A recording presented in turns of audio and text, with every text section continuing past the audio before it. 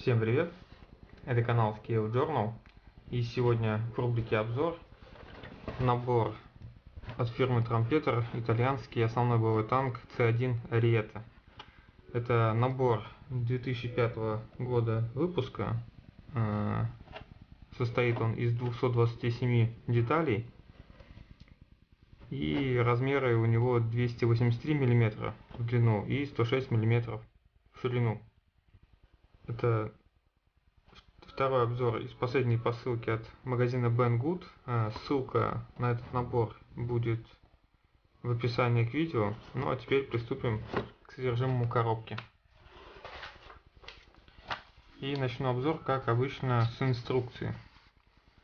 На первой странице характерное для трампетера расположение основного бокс-арта и условное обозначение, используемое в инструкции.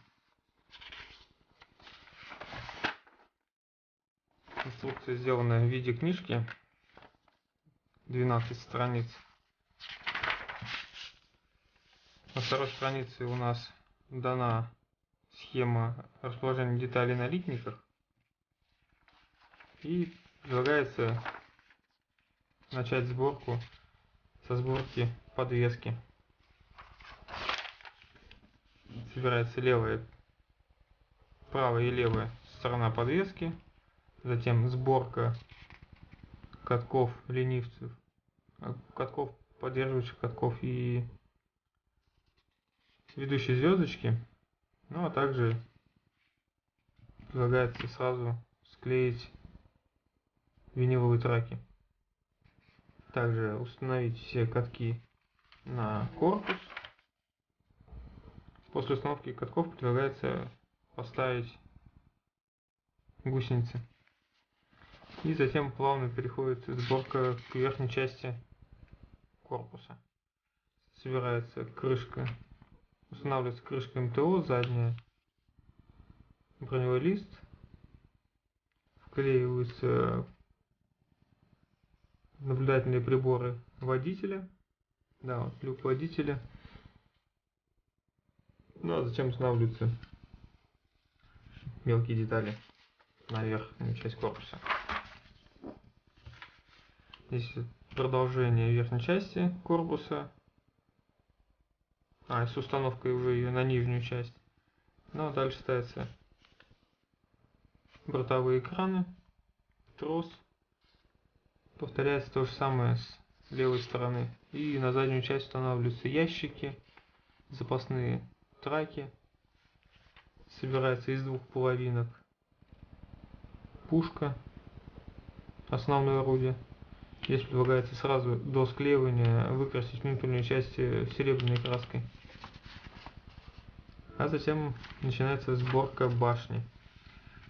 Причем в башню предлагается сразу вклеить прозрачные детали до склейки самой башни. Видимо, там где триплексы. Да, здесь 3 и здесь несколько штук.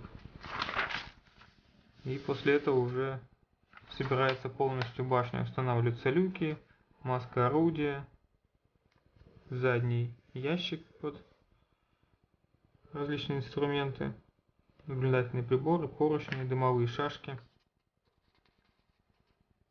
И после этого сборка оставшейся части, детали, шансовый инструмент, пулемет, наблюдательные приборы. Ну и после этого приклеиваются брызговики и устанавливается башня на корпус.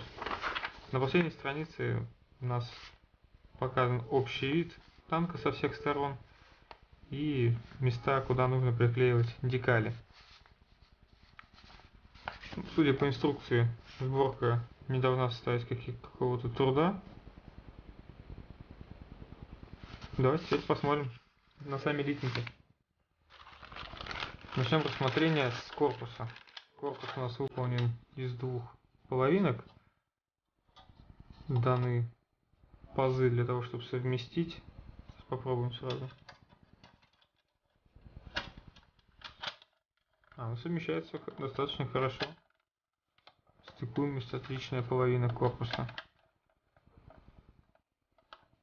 Тут особо сказать нечего, поскольку он что тут должно располагаться на танке и насколько тут сильно детализация дана, непонятно.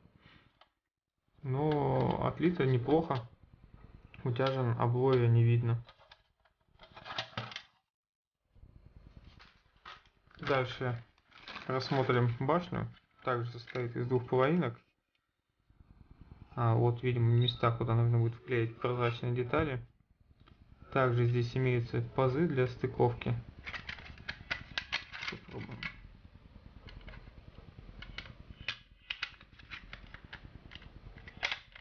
Ну, да, стыкуются отлично.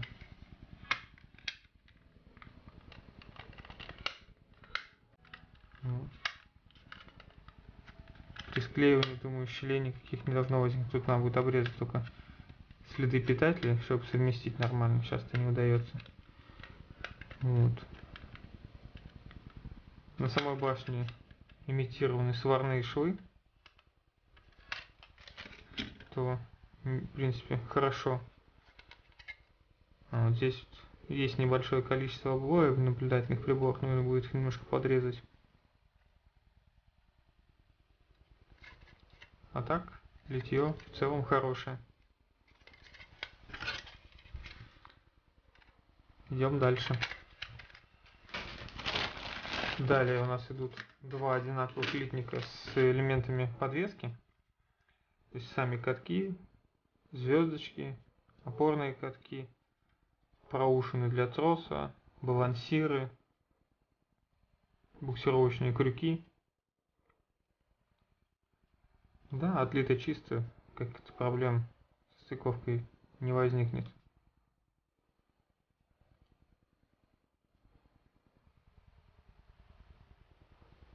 Болты в принципе неплохо видно.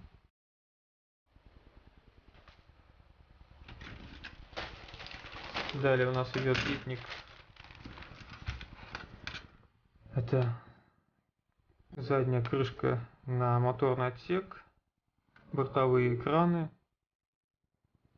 Это люк водителя, ящики, задняя часть корпуса.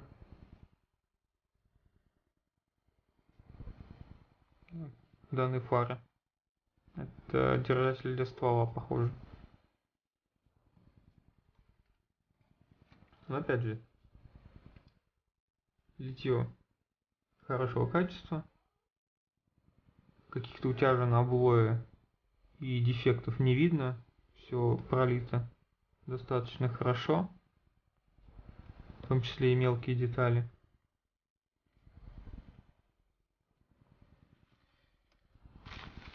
Еще один литник, на котором у нас расположена корзина башни, все основные люки, большое количество шансового инструмента, даны две лопаты, кусачки, топор, молоток, еще один маленький топор, все люки, маска орудия, тонкие поручни,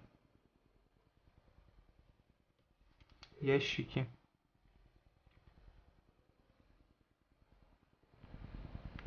Следов толкателей на некоторых деталях очень много, но я так понимаю, что они все будут с внутренней стороны, и поэтому проблем никаких не создаст. А также, да, вот данные дымовые шашки тоже отлиты очень качественно. И пулемет. Пулемет тоже пролит очень даже хорошо. Так, дальше у нас идут виниловые траки.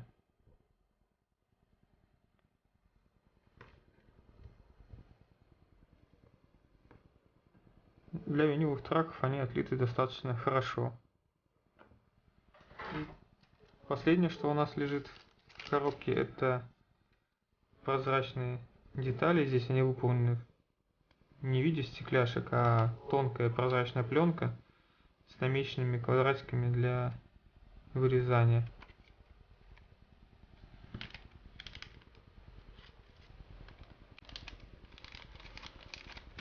Также дана толстая нить.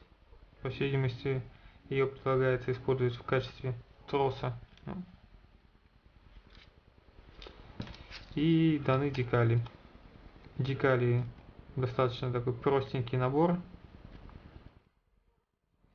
И качество печати такого средненькое. Не скажу, что плохое, но и не идеальные декали.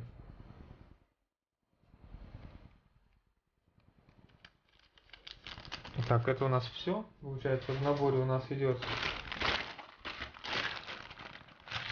2 одинаковых литника с подвеской, литник с деталями башни, орудия и литник с частями корпуса.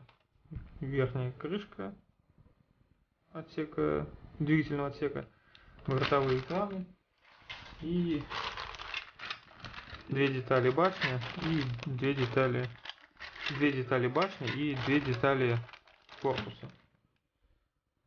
Плюс виниловые гусеницы. Набор достаточно